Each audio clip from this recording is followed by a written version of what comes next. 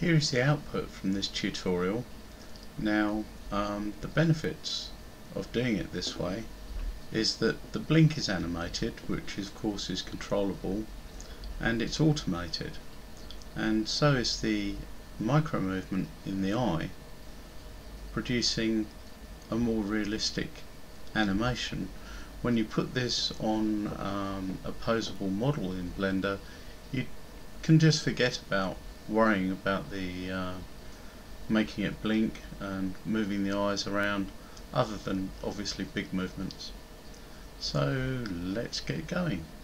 Let's go and make an eye for our alien creature, and I've looked at various pictures of eyes, and this is the type of eye I want. It has a vertical slit pupil, but when it opens into a circle, so as the pupil narrows it contracts into a slit, and that's what I want for this creature. Let's get on with it. Now what I've done is I've copied the area around the eye socket to make the eye, and I need to now separate this from the creature, which I can do by going into object mode, hitting P, no, hang on, space, parts, no, it's separate, separate, that one there, can't spell, by loose parts. And that's done, and now this part is a separate part, and I'm going to move it to another layer so we don't get confused. M for move it to our other layer, change our view to just that other layer. Right, so view selected, and there we have it. Now what I want to do is I want to transform origin to geometry, then snap the cursor there, cursor to selected, and I want to add a UV sphere,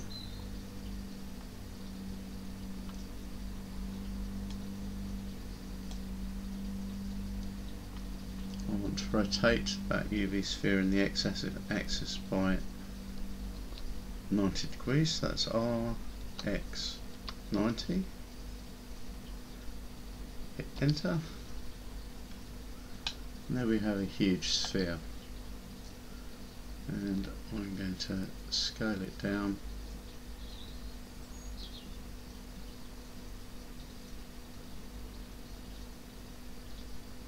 until it's about the right size, move it back so the only bit that sticks out is the bit we want to stick out, like so. And now I just need to distort the sphere a little bit, not too much. So I'll get the scale handles on, and I want to distort it a little in that axis. So it's not quite a sphere. Eyes aren't quite spherical anyway. This may come as a shock to you, but they're not.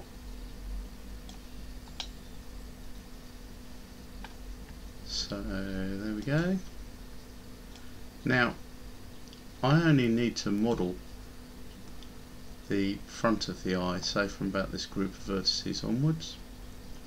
So I'm going to go view left, which will get it exactly in place. So I'm going to turn off the background image that I had loaded in there to generate the alien, and I'm going to turn on, where are we? I need to go into edit mode first. Edit mode, I'm going to turn on the ability to select everything behind it. B for box,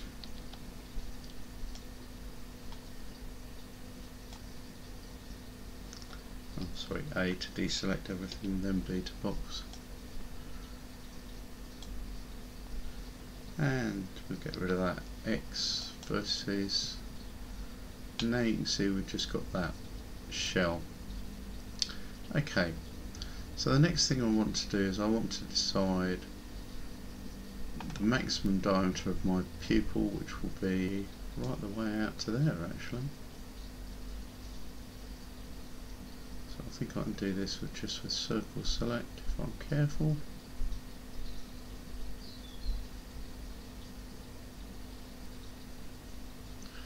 Oops, made one tiny mistake which I'll correct in a moment. Right, so that's all that selected. Shift and right click on there to get rid of it. Right, now we'll duplicate it. Hit escape, pull it out, S, Y 0, hit enter, and drop it into our eye.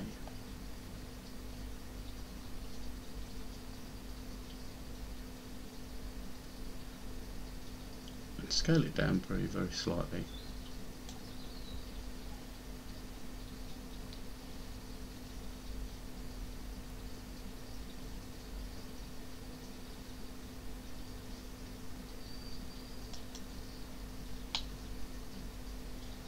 And there we go.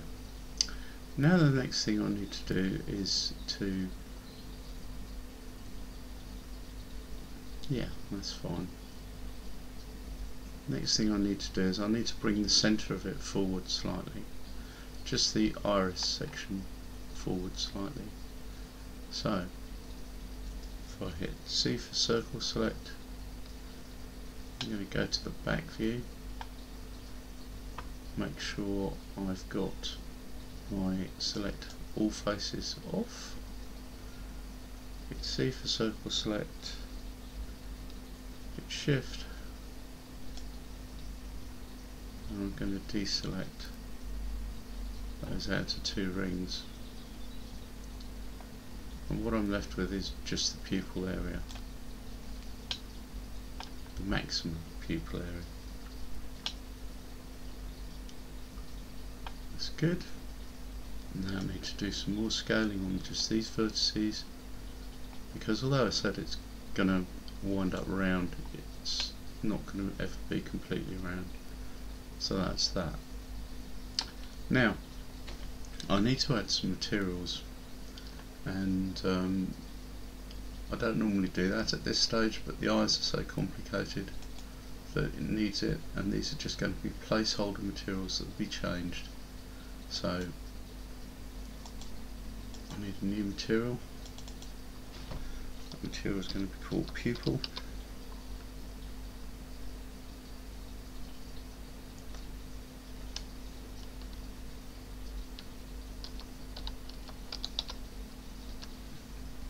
Surprise, surprise, it's going to be black.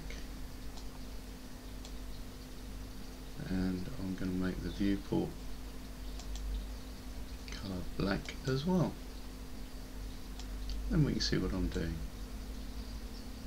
So that's that. And we can hit assign to make that all black. And now what I want to do is to select just the outside of our, hang on just 1 second, I want to invert that selection.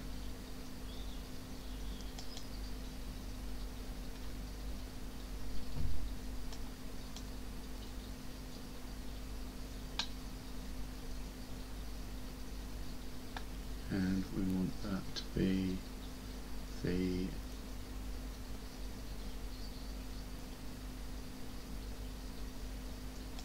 iris of the eye.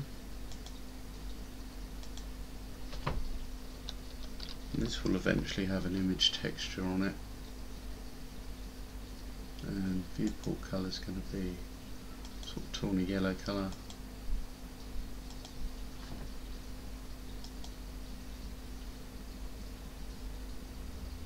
sign. So that's cool.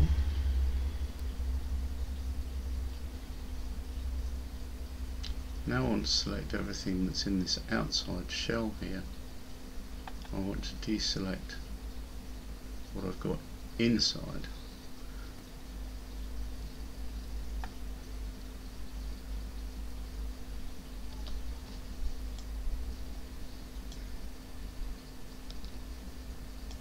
Shift. Let's do this again.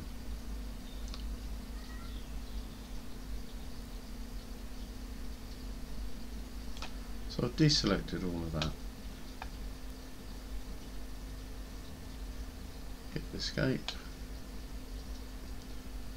and everything that's left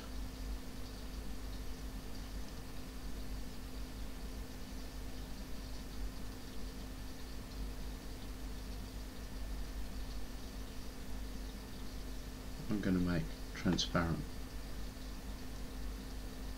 So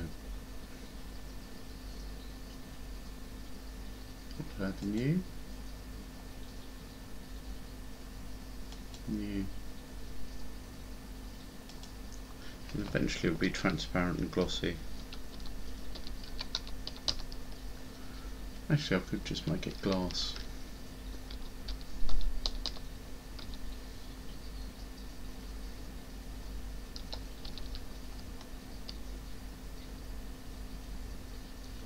Like that.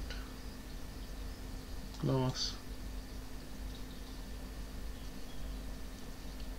Viewport colour. Leave it as white and give it a low alpha so we can kind of see it. And so now if I go back into it, I need to assign it. I need to go back into object mode.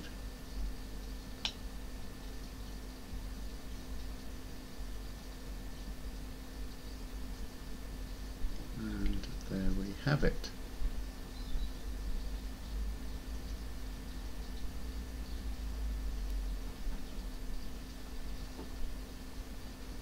Now, if I view that as rendered,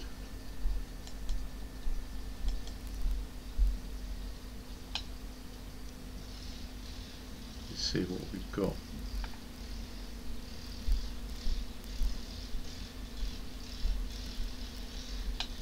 Which is cool. All around this outside surface here is going to be the white of our eye. So we need to actually select those four. I think this will work. Edge loops. Whoops. Go into circle mode again. Hit shift so it deselects. Deselect all of that lot. And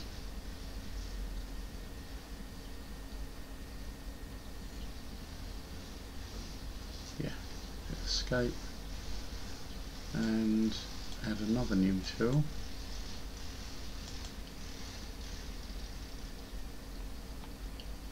Rename that by white, like spell.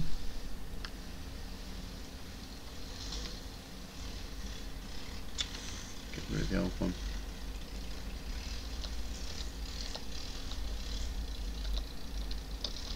There we go. And that'll do for now. Because it is white. So if I go back into render view again,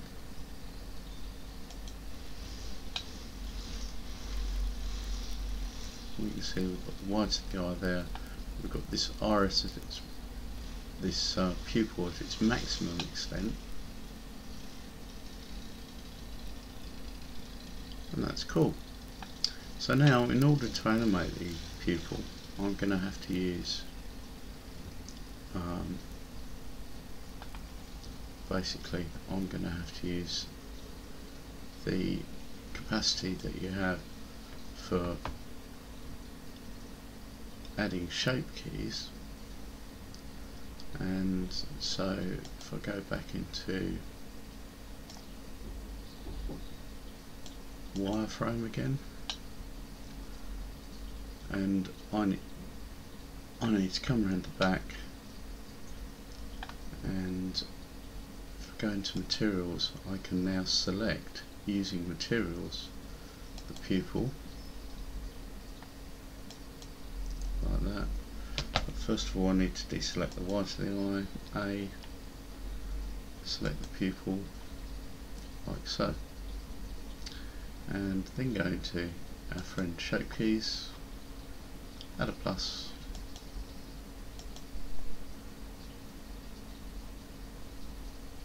need to be in object mode first before it'll let me do that. Add a plus, that's the basis, and then I'm going to add a new shape key, key 1, I'm going to call dilation.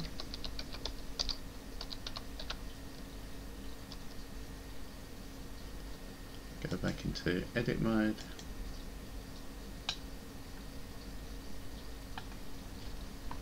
and I'm just going to scale it down along that axis until it's as low as I'll ever want it to go, and slightly down on that one, a bit more on that one. So we now got a slit, if you like, and that's as small as the pupil will ever go. Okay, so that's dilation, and if we go back to object mode, we'll see that immediately it springs back, and that's because we can use our value for dilation to change that whole shape in there, which is cool.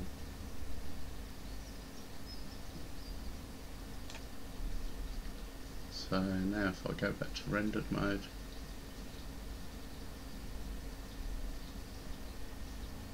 or rather rendered view, you can see what we've got, and we can see that we can make it dilate, or we can make it contract until it almost disappears. And that's exactly what we want. That's the actual eye itself. And now we want eyelids. And I did toy with the idea of making a vertical lid because it's an alien creature, but I don't think you'd ever have that because of gravity. Gravity would make dust fall down into the eye from above, and because of light, sunlight would normally strike from above, so I'm pretty sure that any creature that exists would actually have eyelids that are indeed horizontal. So, how are we going to do these eyelids? Well, we're going to extrude them out from here. So, I'm going to go back to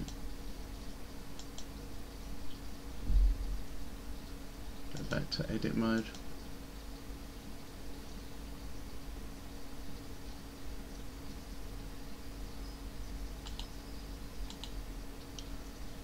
Oops, I forgot to select the actual.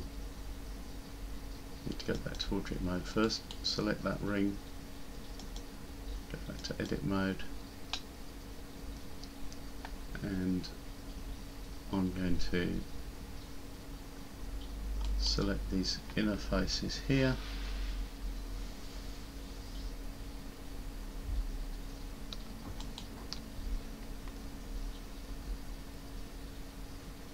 and I'm going to select the whole lot actually to start with.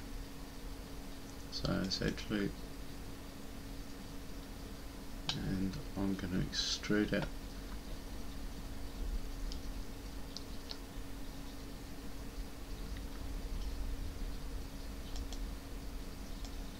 in that direction,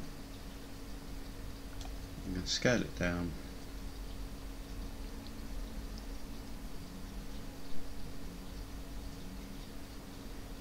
And there's two options here. You can model the lids open or model the lids closed, and either way you've then got to add a shape key to retract them. So what am I going to do? I'm going to model the lids. Yeah, that does cover that. I'm going to model the lids closed. I think that's the best option. So roughly, where is the centre of the eye?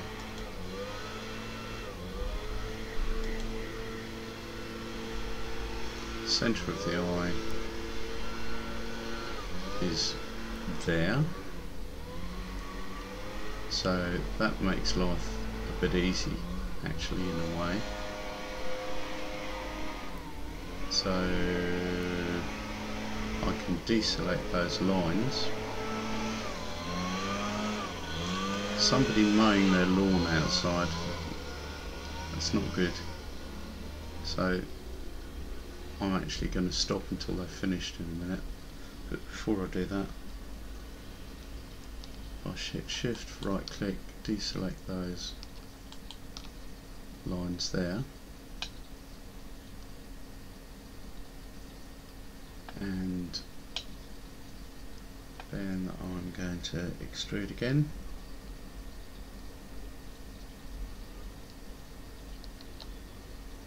You'll see this time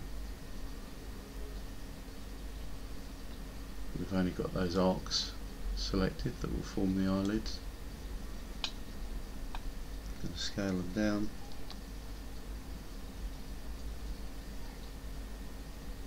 I'm going to have to alter these vertices around the edge here. Aha. Hit escape.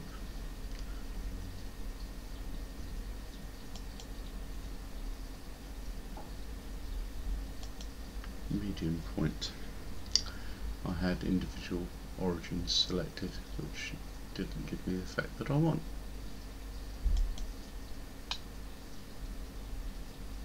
And E again. Escape.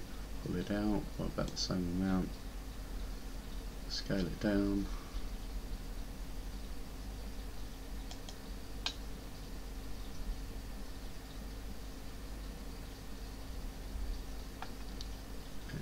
E, extrude again, pull it out just a little way, scale it down,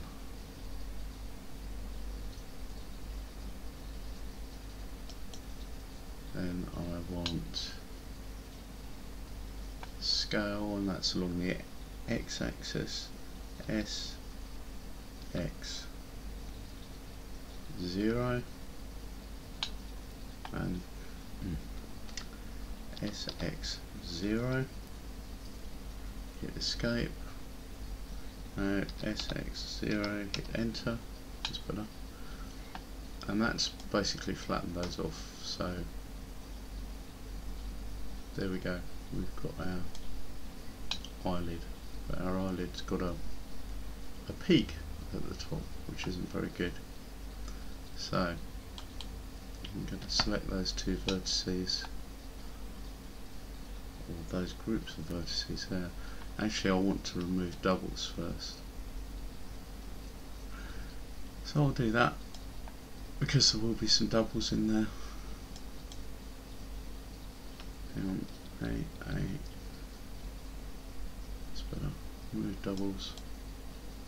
It's taken 6 vertices out because the vertices stacked on top of each other here.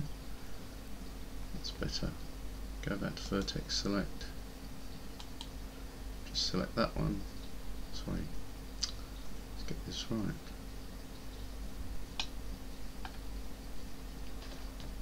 Now we've got some more editing to do here. That's okay. Shift click. I want to merge those together. Like so. Do the same for those. See this thing, keeping it symmetrical, I know that you're going to have the same problem at both ends, if you like. Right, so now I can play with these, and I know that both are going to be the same amount. Move them in a little.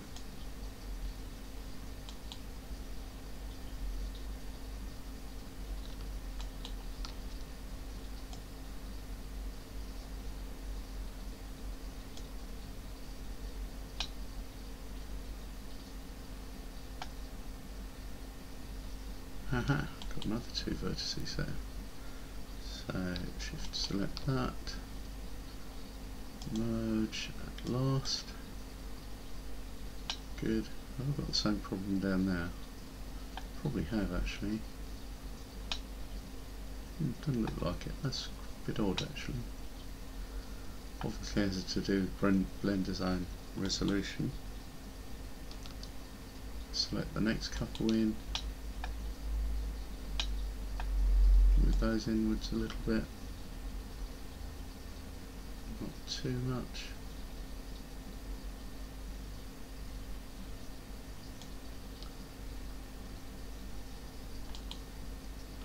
Shift,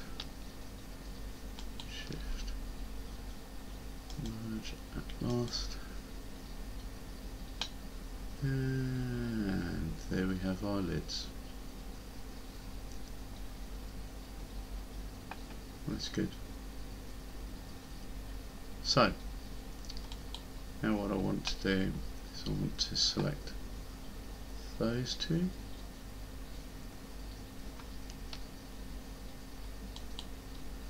I'll merge at center.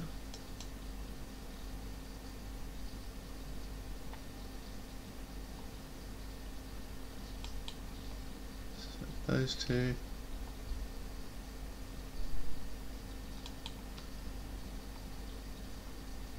Merge at center. Then I'll need to bring these down. I'll use scale for that actually. Select two together, S, Z.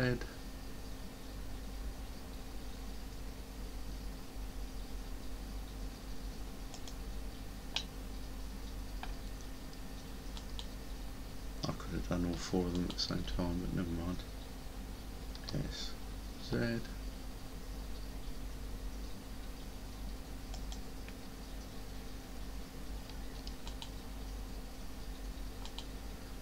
Hang on. Let's get this right. I'll do all four of these at the same time, just to show you that it does work. S, Z.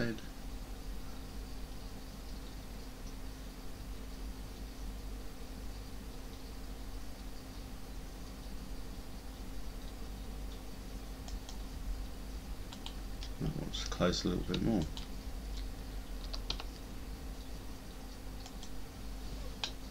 So there you go, now we've got an eyelid, and I'm going to select all of this, going to go into object mode, and I'm going to call this material flesh. I'm going to call it eye flesh actually, because we need to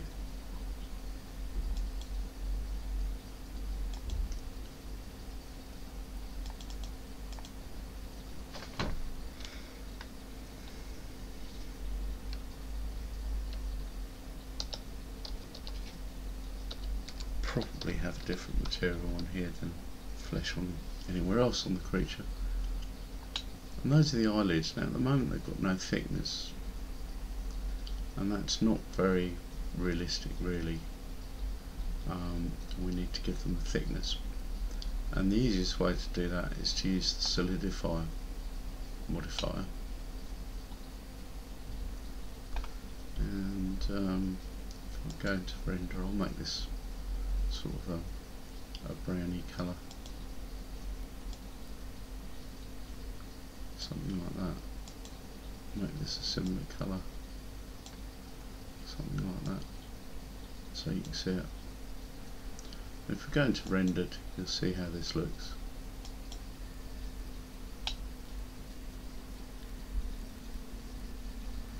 And we might actually get away, I think we'll actually get away without having a thickness to these, thinking about it.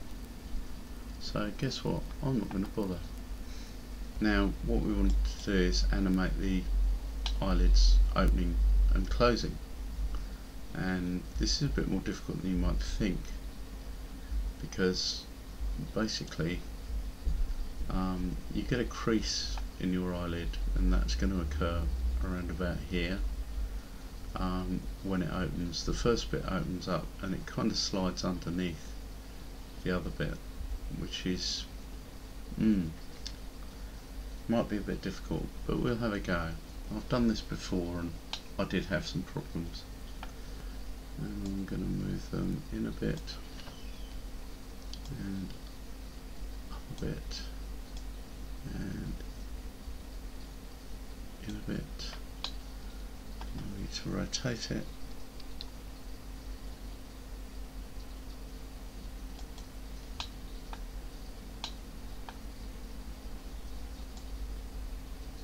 In a bit.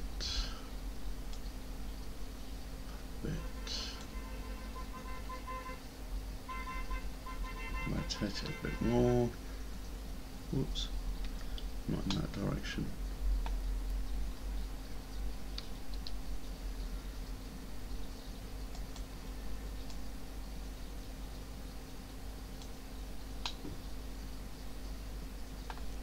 So I can have these vertices slide under. Rotate.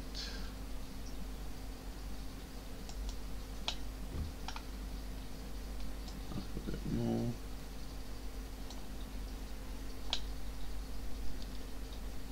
And rotate again.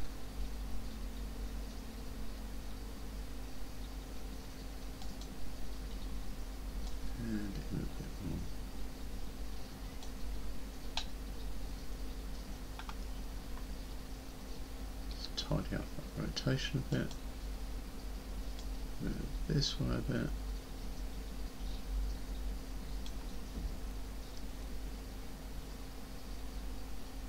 then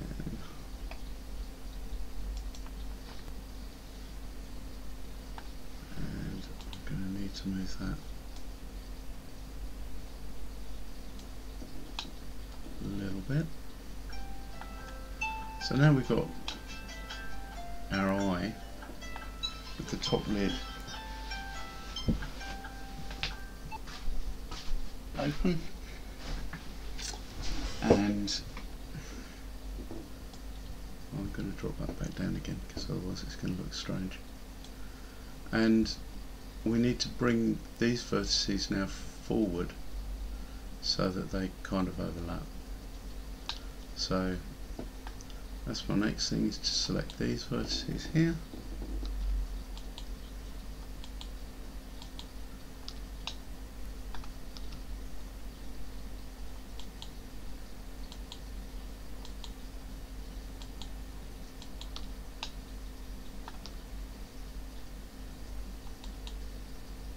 I don't want that one selected. Right. We're going to bring these forward, and we're going to scale it up a bit.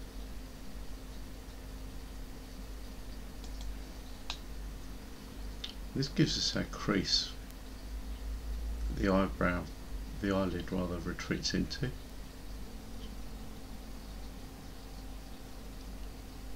And that'll do, I think, for the top lid. Now all I'm going to do is repeat exactly the same process for the bottom lid, still with the eye open group selected, and you don't need to see that. So I'm going to go away for a little while. Here we go, we've got our eye, and we can obviously blink it.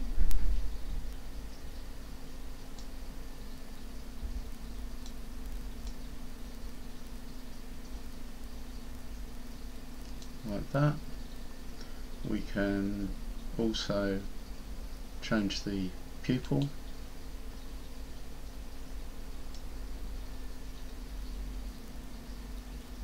Like that. And it will look realistic given an iris texture. So the next thing I want to do is automate the blink cycle, because otherwise basically I'll forget to do it. So I'll select the eyelids here and I'm going to put a frame with it open here. I'm going to hit animate. I'm going to insert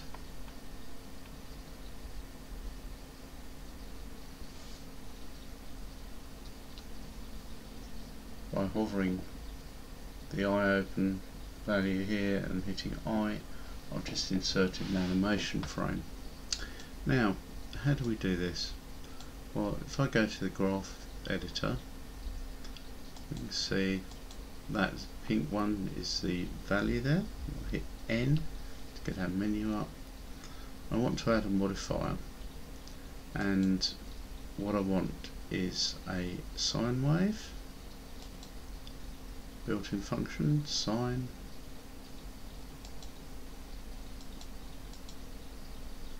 and I'm not going to make it additive for reasons that will become obvious in a minute. I want to turn the amplitude up quite a bit, and the phase multiplier, well, I want it to blink once roughly every 4 seconds, but it won't be quite every 4 seconds. There's going to be some randomization in there as well. So the phase multiplier can go right the way down. Where are we? Where's the peaks? The peaks are going to be at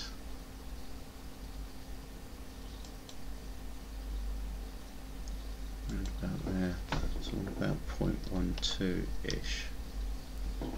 And these will be, if you like, its opportunity to blink. And I'm going to put phase offset in there, sorry, a value offset in there, which will take it down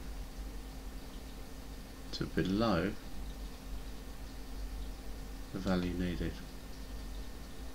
And you might think that's insane, because what's it going to do? However, I'm going to add in another modifier over the top of that, which is noise, and that will be additive, and its amplitude will be rather higher, so that we know it's going to go up to 1, and its phase multiplier for the noise, sorry,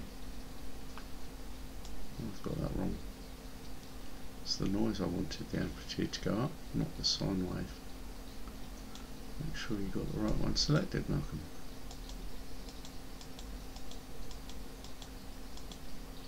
There we go. And here's the noise, and we've got the scaling in time, random seed. The amplitude of the noise is what we want.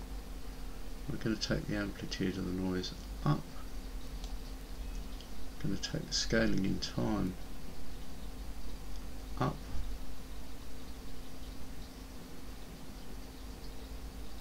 So that we've only got single peaks. And you'll see, oops, up a bit more. And you'll see we've got single peaks occurring where the sine wave is. Sometimes we'll miss one, and that's what gives the naturalistic effect of blinking. In actual fact, what I want to do is I want to take that sine wave phase multiplier up a bit.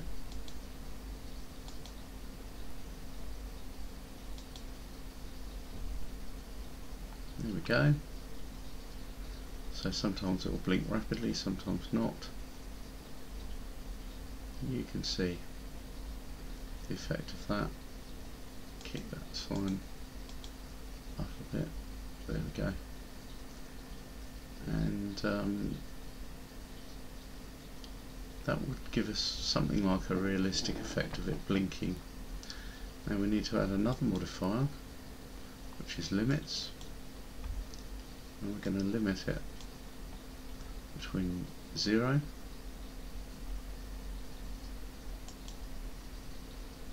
and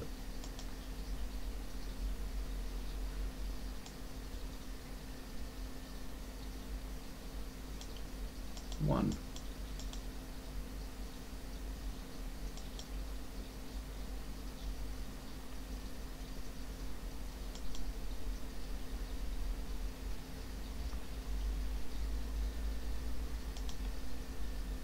And you can see there we've got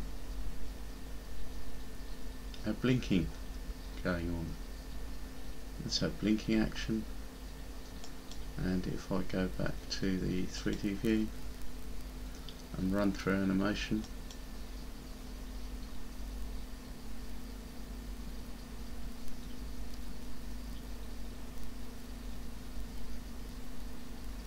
and that's kind of inverted from where we want. So what can we do about that? We'll go back to 3D view, so we go back to the graph editor, and I want to add another modifier in, which I think we've got a way of inverting. Not sure about this, but I think we have. Yeah, simple, move the sine wave up a bit. So it's mostly open and then sometimes closes. So we want our sine, we want our value offset to be in the other direction.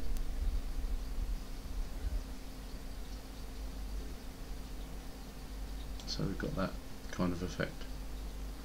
Now let's see what it looks like.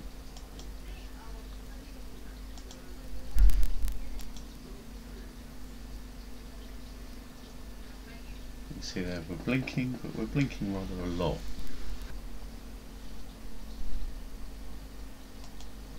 A different sine wave time value.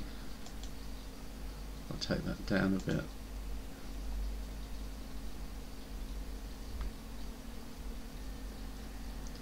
And this will just carry on blinking for all time, as long as the creature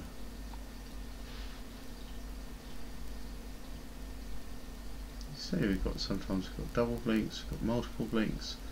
If I put the end frame up to 800, sorry, 800 not 80,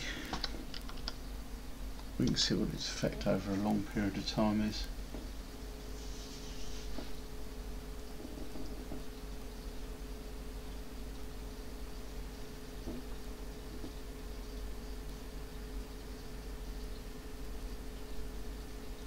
And there we have it. Now, the other thing we could always automate is a thing called eye sussade, which is tiny micro movements that your eye makes in order to keep track of everything.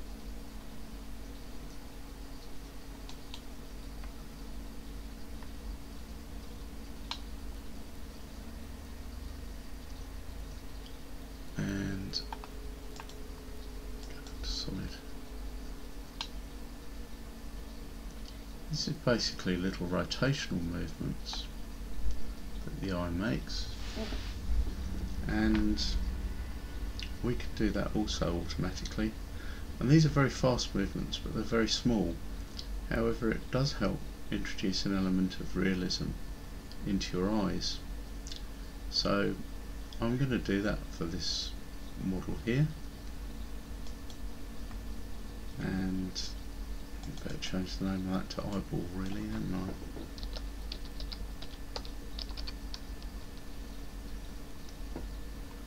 There we go. And I'm going to, yeah, I'm going to go back to our 0 here, and I'm going to add in the keyframe just on rotation. First I'm going to apply the rotation that's already there. So there we go. So that is our eye rotation keyframed on the very first frame. Go into our graph editor, and this time we just want noise. God knows why.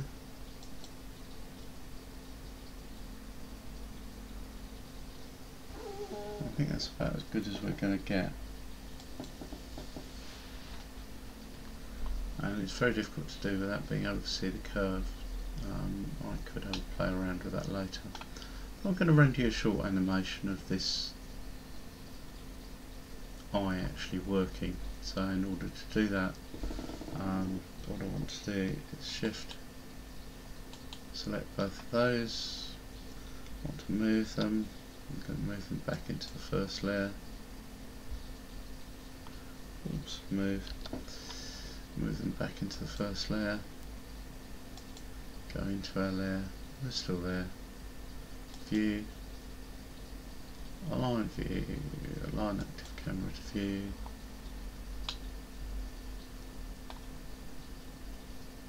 I just want to move that camera back a bit. Well, I hope you've enjoyed this video and you found it useful. If you have, please like, share and subscribe. Thank you very much. Well, you could subscribe to Arduino Tronic, or just go jump in a lake.